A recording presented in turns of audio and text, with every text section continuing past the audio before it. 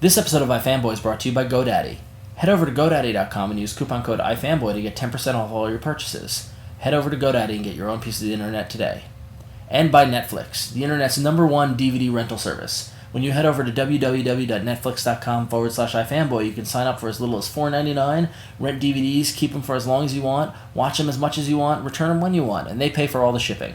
So that's www.netflix.com/iFanboy.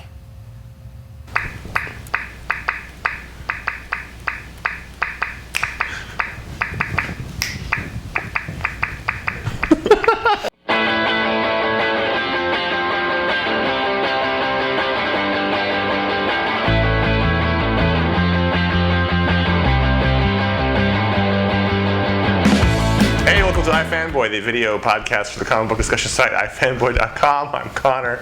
I'm Josh, and the show started suddenly. And I'm Ron. And we thought it would be a good time to dive into the voicemails. Clear out the voicemail box. Clear out the voicemail box. For those of you who aren't aware, you can call us at 1-888-FANBOYS. That's 1-888-326-2697. Took the words right out of my mouth. I was going to say it with you to amplify. Oh, I'm sorry. Anyway. And every show we ask you to call if you got anything to say, and also on our audio show, our weekly show, we tell you to call. And you all have a lot to say, so we're gonna dive right in. We haven't listened to any of these, so we're coming at them clean and unprepared, cold. So you're seeing our natural reaction. This could go horribly wrong. It always does. So here's our first one. Hey, iFanboy, this is Jake from Virginia, and I just need to get this off my chest. First of all, I'd like to thank you guys for recommending Robin. I've been picking it up ever since it was the pick of the week way back in, I think, February. And I've been really enjoying it. I even went back and picked up the Wanted trade, and I loved it. I love the creative team. I love the art. I love everything about it. Well, up until the Ra's al Ghul story, that is. I mean, when it came along, I figured, why not? I was reading Batman as well, so I figured, let's go for it. And that brings me to my point. This week's issue of Robin, 169, was abysmal.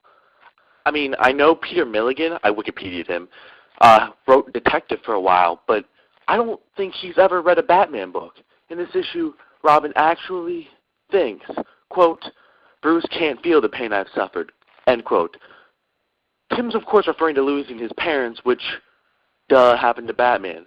So my question is, what the hell? Okay, thanks, guys. Love the show. Bye. I love the what the hell question. What the hell indeed? It's not really a question, it's what the hell? What the hell? It makes me feel like his anger is justified. It is justified. Yes, it is. It was truly awful, and that single issue of Robin is probably the worst one over the entire run of the series. Yeah, it's funny because we had worked sort of hard and diligently to get people to read the book because I felt it was an underappreciated book, as did you.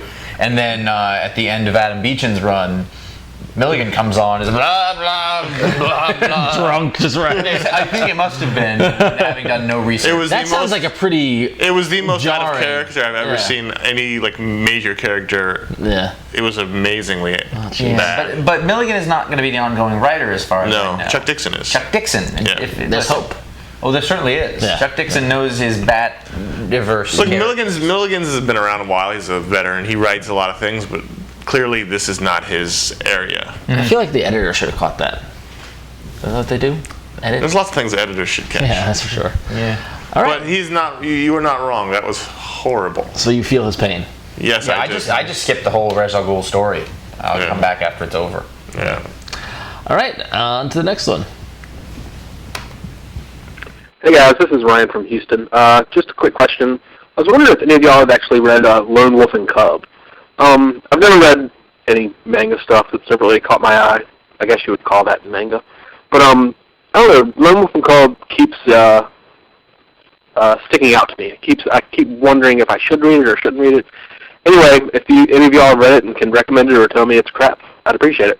Bye. It's crap. Yes, forget it. I'm kidding. He asked for it. I've read. Now the real answer. I've read the whole thing. I got lucky because when it was coming out, I was like $10 a book, and then it was 26 or so volumes. So that's a sizable investment of about $260 for a story. On the other hand, it's a really good story. I got lucky. I had a roommate who was buying it, so I would read his books. But he was in like the 20s before I started reading them. So I went through this period where, you know, when you first started watching The Shield on DVD? You just gobble them up really fast. It was a lot like that. So I was flying through them. How often did they come out? They were coming out monthly. Because they're reprints. The story's been done. They were from long ago. With the Frank Miller covers, right? Were those reprints? Yes. Yeah. And they were so good. They're very simple. They're little thick books, and what happens is they're tiny size. Yeah. And there's not really a ton of stuff per page. It's like 4 panels or so, something like that. And but they're great. You just zip right through them. And it's a big story, and it comes to a crescendo. And so what happened was I got to the end of what he had in a few weeks, and then the last few had to come out. So I had to be like, no, come on. Like, you have to put the brakes on the whole thing. Yeah. Which is what happens when you catch up with comics a lot. So quickly, what is this? What is the story of Wolf and the Cub? Is it manga? It is. It's Japanese comics, which makes it manga. It's probably the biggest crossover comic book, other than Akira. Yep. Akira. Or Blade of the Immortal is another book, but I think Lone Wolf and Cub is. Well, Lone Wolf and Cub is the most famous. Yeah, it's a masterpiece of that. And it's a story of Lone Wolf is a Ronin, a masterless samurai who wanders around, and Cub is the baby he has with him. I don't even remember if it's his baby or not. Yeah. Are there baby swords? The baby. Yeah, the baby cart. So it's in a carriage. Yeah, so he wheels the baby around and has adventures, and like Lone Wolf is like the most badass samurai. He's like Wolverine. He takes him to Jamboree. And it's sort of there's adult parts of the story, and there's it's classic feudal Japan. If Hollywood got their hands on this property, I believe they have. Have they? Well, I see Steve Guttenberg. With the baby. Like a bad comedy version. Yeah, exactly. Yeah. That would be bad. No, but the books are legendary, and I can tell you that they live up to the hype. Yeah. Whether you want to go in and make the huge investment on them, that's it's a lot. Check your local library. It's the kind of book that might be in the library. Well, when there's 260 of them, right? $260. It's no small thing. That's not bad at all, though. I mean, for 26 volumes, that's pretty good for price. A lot of story. Yeah. It's good though. Cool. So check it out. All right, on to our next one. Play. Hey guys, it's Scott from St. Louis, Missouri, and I had a couple questions for you. One, I am a comic store manager, and I wonder what, aside from possible discounts, makes a comic store memorable, great, or superior to others. Two, I wonder how much of J.M. DeMatteis' stuff you guys have read, as I am a big fan of Brooklyn Dreams, Blood, A Tale, and Moonshadow. And three, David Lapham. Are you enjoying his mainstream work, or should he just get back to Stray Bullets? Thanks, guys. Love the show. I'll keep listening. Let's Bye. do them backwards. Okay, so David Lapham. I'm a huge David Lapham fan. I think he should get back to Stray Bullets on a regular basis, and I get really excited when I see something mainstream comes out, and I'm invariably always disappointed. Mm-hmm. But this year he does have a series, a Spider-Man book with Tony Harris from Ex Machina. Really? Which I'm really excited for. That he's writing. The problem is that he writes a lot for the mainstream heroes, and he saves his drawing for Stray Bullets and stuff like that, and for his own thing. Silverfish came out last year that I actually really did enjoy. It wasn't perfect, but it was a good graphic novel. So I know you don't like Lapham's Batman. He did an entire year of Detective Comics. Yeah. He did 12 issues, and around issue 3 I just stopped reading it. Yeah. And I just continued to buy it for the run. Yeah. I didn't read the last part because it was so he wrote it, horribly bad. No, he wrote it. Yeah. It was incomprehensible. Yeah. I couldn't tell you what it was even about. Yeah. And from then on, I will never ever buy anything he writes. I read Murder Me Dead, which was like an 8-part mini he did by himself, and I've read bits of Stray Bullets.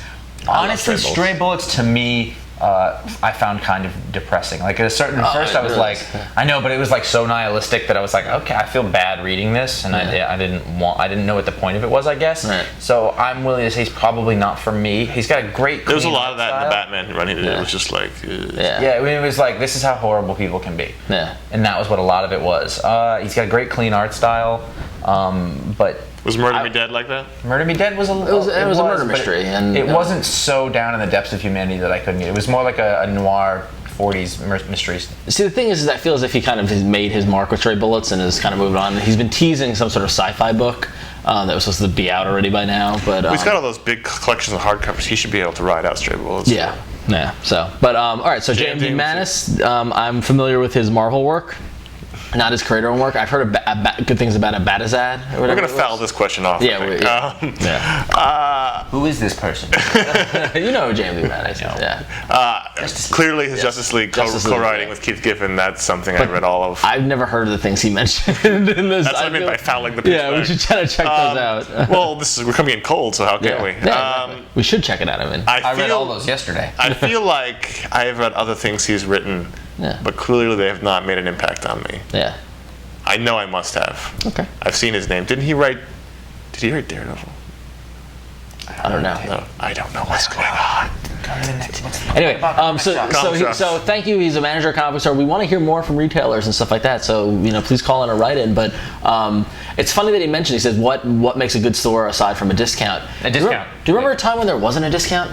Yes. That's new to comic in the past 10 years or so. I think the internet really brought about that idea of discounting. There was a time when we paid full price for everything. Full price was less. That's not necessarily true. Yeah.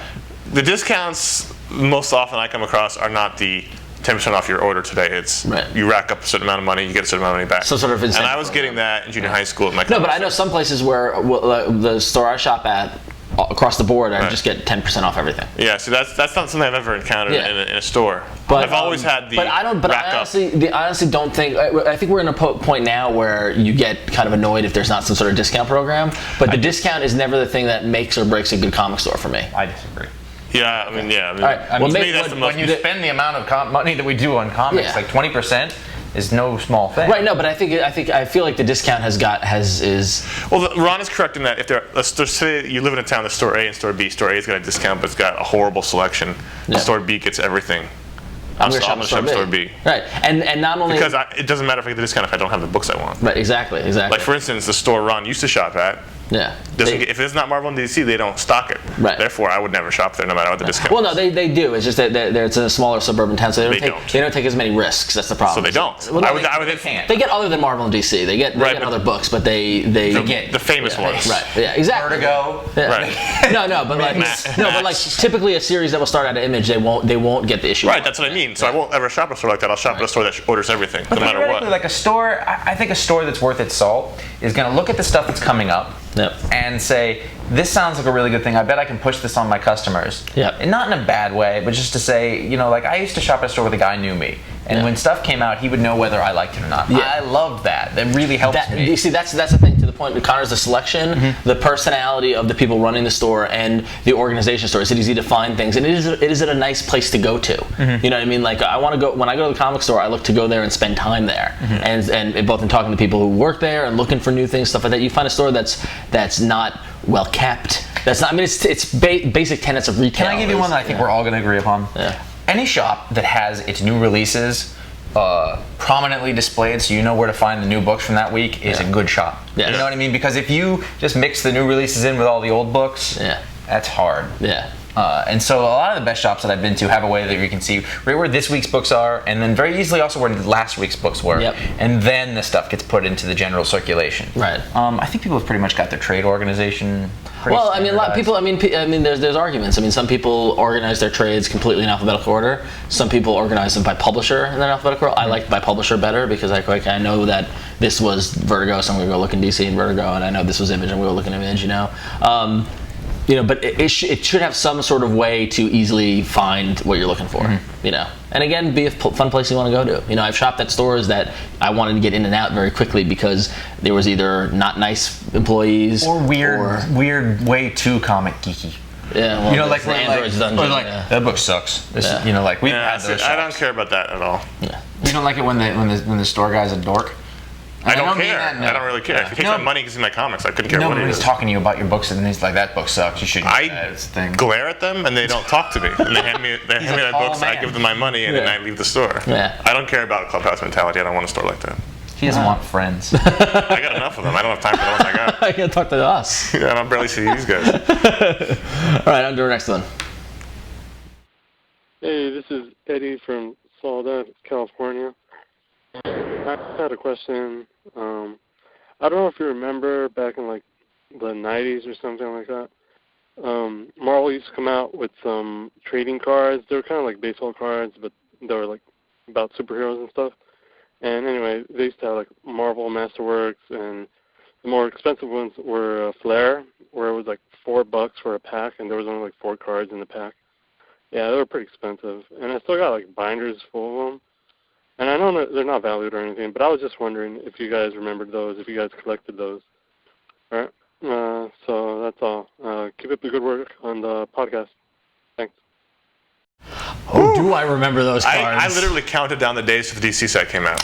It's funny because I got in very early in like 90, 91. Marvel started doing it, and this is part of the whole speculator and early 90s boom. There was a trading card boom as well. Yeah, they tried to. Yeah. And they were expensive. They were. But I remember I got the first series of the Marvel ones with the colored border with the name and the thing and the little. Yeah, and then on the back there was a good time. And then on the back there was the stats about the character. And that was actually a great way for me to learn about the characters. I learned about that in the handbook of the Marvel Universe. I went to so many characters. Then the second series came out, and I got those. It wasn't but then I was like, oh, there was already a card for this character. Yeah. This is just. And then the third series came out, and then they started going down the prismatics and stuff like that, and that's when I got out. Yeah, the first Marvel series, some of the second Marvel series, and the first DC series were just insane. I remember the problem with the DC. There was some sort of rights problem. Really? With having to do with trading cards. So I remember the first series. I don't think had like Batman, Superman.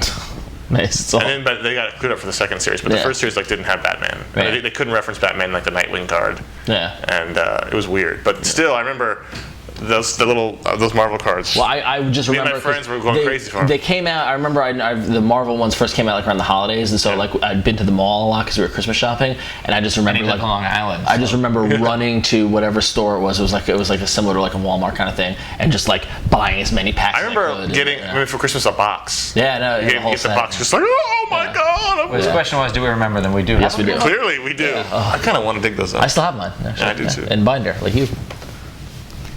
Hey, this is Raph from Kentucky, and I was doing a big comic book reorganization the other day, and I came upon some really crappy stuff like Backlash and Bad Rock and Company, and I just thought to myself, why? Why did I buy that? And I'm just wondering, have you guys ever came upon that in your collection? Thanks. Big fan of the show. Keep it up, guys. Backlash was good. No, it was not. Yes, it was. It was. I liked Brett Booth. I liked him a lot. They did not good comics. I still don't know what anyone's talking about.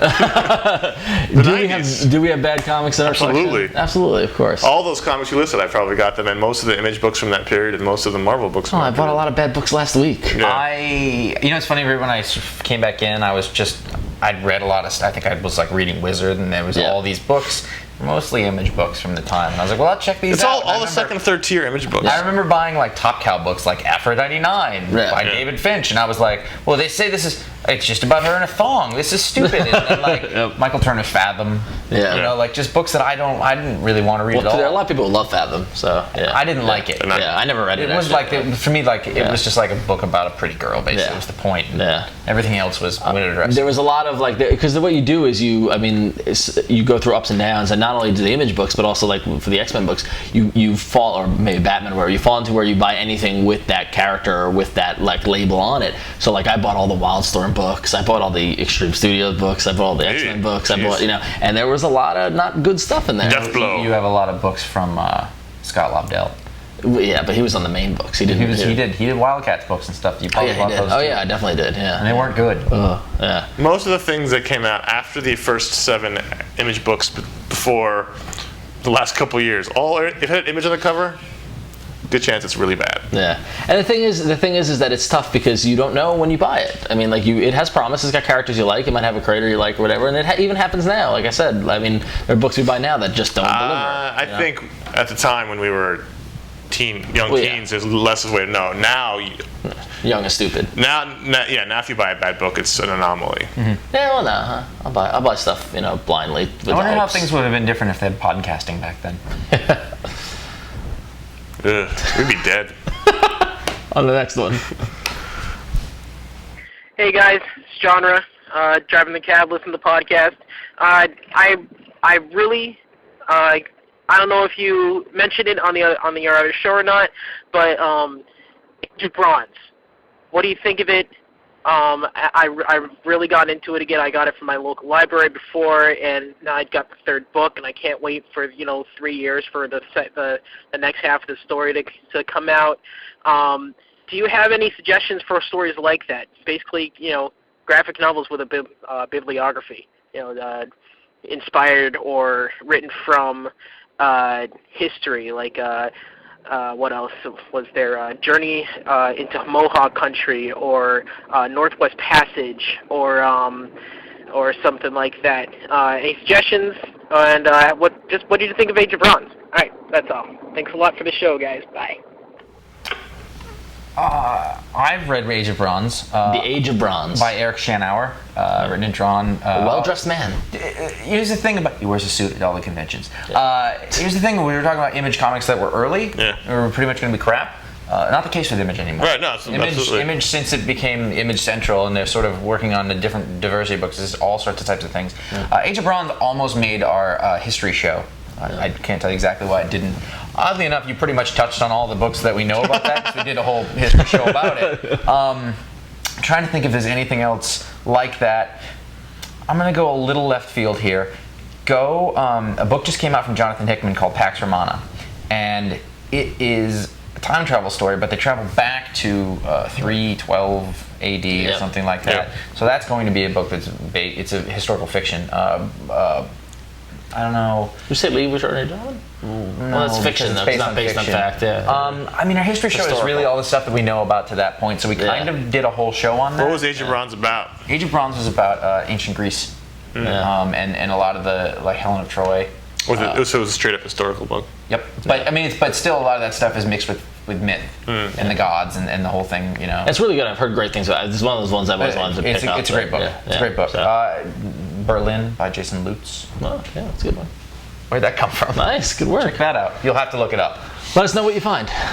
All right, and our last one. Hey guys, this is Brian out in Seattle, Washington, and a couple things. Hope you guys are having a nice holidays. And also, I always hear people talk about, books that come out that are made for trade or best read as a collection. Are there any things you guys read monthly? Do you think they're best read monthly? Maybe it's a collection, lose a little bit of the spice, don't have as much with the cliffhangers. Just interested in what you guys think. Have good holidays. Connor's the best. I'm not answering his question. He is not wrong. The only book I can think of that's been recent that really I felt like had to be read monthly was 52. Oh, is it weekly? Even? Weekly, yeah. And I don't think there's any other book that has to be read monthly. I think everything reads fine. Well, you see, that's the thing, is that because it's not so much what the way I see it is what books have to be read monthly versus in trade or whatever, versus what books do I want to read monthly. Right, but that's not the question. It was what has to be. Well, no, but I'm interpreting it. I'm saying, because the top tier books, like would you stop reading Detective Comics monthly? Would you start reading it in a trade format? I would always read I want to read Uncanny X-Men on a monthly. I'd go to trade in a second. Yeah. If we didn't have a show every week that required me to read my monthly books. You're actually there? I didn't realize that you advanced that. I've been there for years. I've been saying that for years on the show. You know what? There's some books that I really like reading monthly. I love reading Powers monthly. Yes, that's one I think. I'm sure it reads great in trades. I love reading that book monthly. And what's really funny in the same tip is that it's I think something like The Walking Dead. People who read that in issues swear by reading in issues, whereas people reading the trade swear by reading in trade. I think so. It's kind of funny how it works on both levels. A lot of the big regular superhero books. Yep. Like the Green Lantern Sinestro War. Yeah. I think that will read better. I think that will have read better in issues than trades. Yeah. Oh no, I agree. I disagree. Oh no, I agree. I think the spaced outness of the issues, the delays, killed my momentum in the middle of it. I would have much rather read it in one book at the end of the summer. Yeah. Interesting. Yeah. Yeah, I don't know. I mean, there's stuff like Exterminators and Vertigo when I started reading that in trade, and then I felt as if it actually, while I'm reading in trade, said this probably reads better in issues, and so far it has been. They seem to be written in a kind of issue format because each one kind of has a recap. And I went from reading Fables in trades, and I really, really enjoyed it like that, and now I'm reading it monthly. It reads really well monthly too. Yeah, so it's interesting. Cool. So that was all our voicemails for this time. Thank you to everybody who called in. If you want to call in and get possibly on the show, you can call us at 1-888-FANBOYS at 1-888-326-2697. But if voicemail's not your thing, you could write an email. Yeah. That's contact@ifanboy.com, as if you don't know by now. And then you'll use an email client such as Outlook or Eudora, perhaps Thunderbird. Eudora, wow. Do they still have that? Yeah, they do actually. Went open source. Who uses that? What? So that's it. Or any of the web clients, such as Gmail, Yahoo, or Hotmail. Though don't use Hotmail because that pretty much gets categorized as spam. You know what? Tech shows are where it's at. I'm going to try to shift the whole show in that way. You can go to iFanboy.com and there'll be a thread about this. If you want to use a browser such as Opera or Mozilla Camino if you're on, I should stop. And revision3.com/iFanboy for the show. And that's a URL. Forums there. Talk about what's... Oh, fuck. Yeah, that's right. URL, Universal Record Locator, I think. That's right. I'm probably wrong. If he's wrong, you can go to iFanboy.com and write what he should have said. If you'd like to own iFanboy.com, make us an offer. We're up for sale. Everything's for sale. Everything must go. The prices are insane at Major World Auto.